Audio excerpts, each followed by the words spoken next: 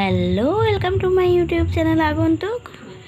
আমি তোমাদের বন্ধু পিঙ্কি রায় চলে এসেছি তোমাদের সামনে আরও একটি নতুন ভিডিও নিয়ে।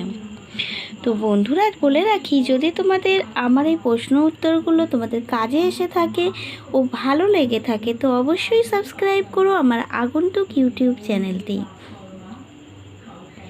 তোমাদের ভালোবাসাই আমাকে অনুপ্রেরণা যোগাবে নতুন নতুন ভিডিও তোমাদের সামনে নিয়ে আসার জন্য। তো চলো আজকের আলোচনা ফিরে আসি। আজকের প্রশ্নটি হলো থার্মোপ্লাস্টিক ও থার্মোসেটিং প্লাস্টিকের মধ্যে পার্থক্য। তো এই যে পার্থক্যটা তোমরা দেখতে পাচ্ছ, এই পার্থক্যটা লেখার জন্য তোমরা এইরকমভাবেই একটা টেবিল বানিয়ে নিয়ে তিনটে ভাগ করবে।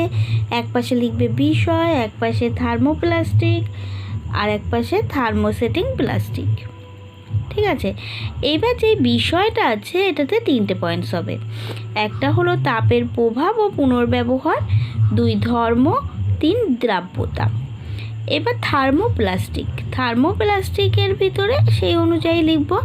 1 নম্বর পয়েন্টস করেছিলাম তাপের প্রভাব ও পুনর্ব্যবহার, সেই অনুযায়ী থার্মোপ্লাস্টিকের ঘরে লিখব যে তাপ দিলে আকৃতি পাল্টানো যায়, বাঁকানো যায় বা গলানো যায়, এগুলো পুনর্ব্যবহার যোগ্য থার্মোপ্লাস্টিকটা।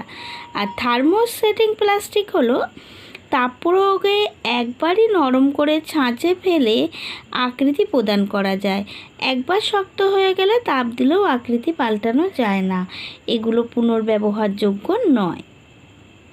2 নম্বর হলো এদের ধর্ম। থার্মোপ্লাস্টিক নমনীয়তা বেশি, এর দৃঢ়তা কম এবং কম ভঙ্গুর। আর থার্মোসেটিং প্লাস্টিকের নমনীয়তা কম, দৃঢ়তা তুলনামূলকভাবে বেশি এবং এটা ভঙ্গুর। 3 নম্বর পয়েন্ট দ্রাব্যতা। উপযুক্ত জৈব দ্রাবকে এরা দ্রবীভূত হয় থার্মোপ্লাস্টিকটা, আর থার্মোসেটিং প্লাস্টিক এরা কোনো দ্রাবকেই দ্রবীভূত হয় না। ঠিক আছে, এই যে পার্থক্যটা দেখতে পাচ্ছ এটাই তোমাদের লিখতে হবে।